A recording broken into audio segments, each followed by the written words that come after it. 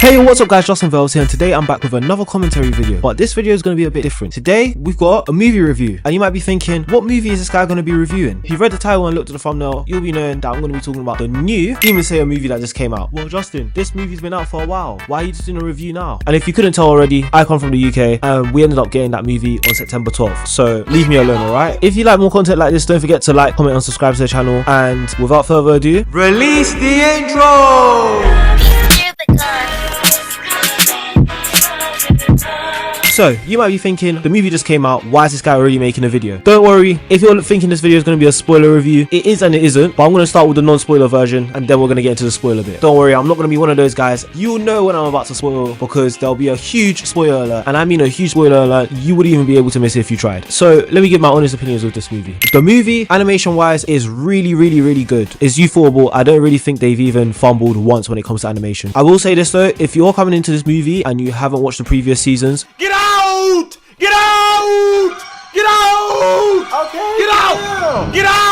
What? Don't be that guy. They're not going to do a recap. They are just going to jump straight into it. Okay, so if you need to refresh your memory on what happened last season, probably do that. For an anime movie, I'm going to say this movie is probably a smooth 8 out of 10. If I was going to compare it to any other movie, I would say this would be similar to how like basically people rank Marvel movies. If you're one of those guys who rank Infinity War and Endgame as one package, or do you just rank it as two different movies? Because it's obviously one of them is part 1 and the other one's part 2. So I think it's going to be one of those situations, except in this case, this is going to be 3 movies because yeah, if you didn't know, we're getting 3 movies of this, which I'm not complaining because come on, it's Demon Slayer. I built my whole channel up on it. In terms of how I feel about how they executed certain parts of this movie, I feel like at certain points it flows quite well. However, with the pacing and everything, it does feel as if they just got like 5 episodes and just slammed it together. Just as a heads up, because this is basically the final arc of the entire series, we kind of have a lot going on. We kind of got stuff going on with Zenitsu, we've got stuff going on with Tanjiro, and then we've got stuff going on with the other characters, right? There's about like 3 different like storylines going on at the same time, 4 if we count a flashback, right? Now, if you're into like fast-paced stuff, then yeah, go ahead. But even the way how it even transitions, it feels really weird. I don't know, I think it's just me, but do I think this makes the movie bad? No. Other than that, the way how the movie ends, I think it does a really good job of like kind of tying itself into what the next movie is going to be about, and obviously the characters who are going to be the main focus of the next movie, of course. Now, if you're going into this movie thinking, yeah, they're covering half of the Infinity Castle arc, they're not. It's going to be like what, the first 25%, and then after that they kind of leave a bit to the imagination as to where you think it's going to be going. Now, do I think it's a bad thing? No, because let's be honest, when they drop that movie next year, I'm also going to be there, so it doesn't really matter. So yeah, that's my non-spoiler review. If you're at this point of the video and you're thinking, damn, should I watch the movie or should I not watch the movie, or should I sell the 7 Cs? If you have the opportunity to watch the movie in cinema, I would suggest you do that. If you can't for some reason, then go ahead and sell the 7 Cs. I'm not complaining. Now, for the people who still somehow got to this point of the video, we are entering spoiler category. Yep, spoiler alert. I'm gonna repeat again. If you haven't watched the movie, click off the video. Actually, don't do that.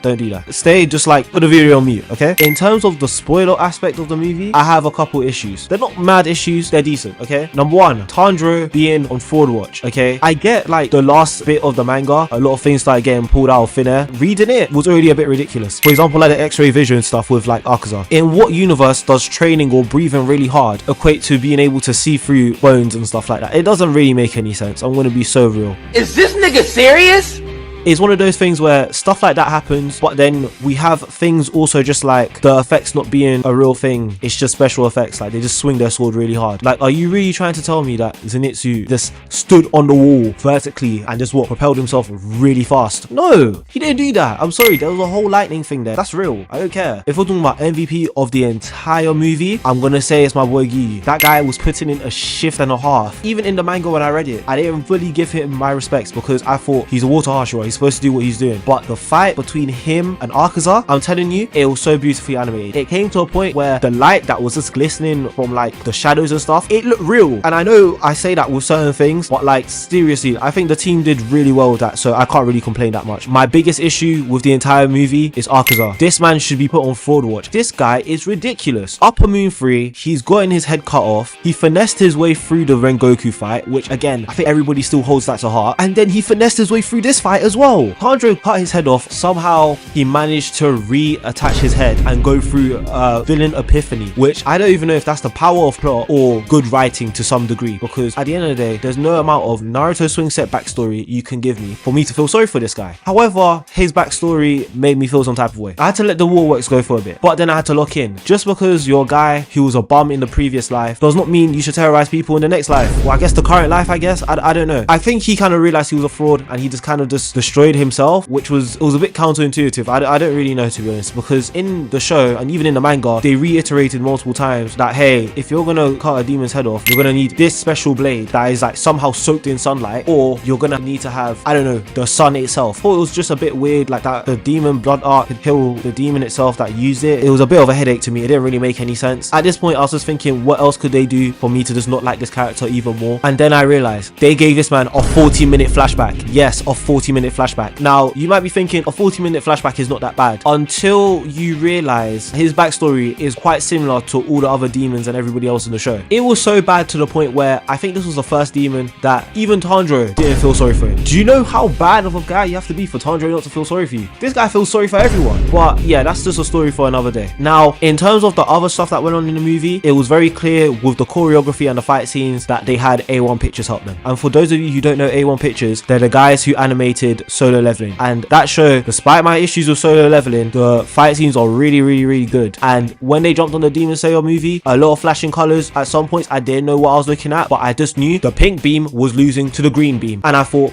that's odd. They made one of my favorite characters feel washed. And maybe I'm just going through the night right now, but they didn't have to do my girl Shinobu like that. Gave her a whole flashback, whole motivational speech, whole new techniques just for her just to get washed like that. And the thing is, they knew what they were doing as well, because they gave her 15 minutes worth of screen time and they just didn't address it again, which I thought was quite funny. Other than that, my favorite scene in that movie was the first encounter with Tanjiro and Akaza, and he showed us some of the sun breathing techniques, and I thought, yeah, this guy's cooking. Especially when we got to see sun breathing fake rainbow. I was like, yeah, this guy's cooking. Now, did this movie basically push the whole Tanjiro's a fraud agenda? Yes. He was moving like one of the most useless people in his own movie. That's not good. A lot of people are outperforming him. You would think he's not even a main character. That's how bad it is. I think Murata did better than him. He didn't pass out. He didn't lose grip of his sword, which is crazy to believe, by the way. That's what I'm going to say. Next movie, I'm expecting Tanjiro to turn up. The biggest fraud of them all, minus Akaza, is the lightning demon, right? Whatever his name is. He is the biggest fraud of all. Potential man in his purest form. I am so sorry. This guy had no development, right? Showed up in 2 separate people's flashbacks, right? And he got wasted instantly. Do you know how crazy that is? I'm just saying, we need to like really investigate this, because we are not letting that slide. But yeah, I've got my eye on you.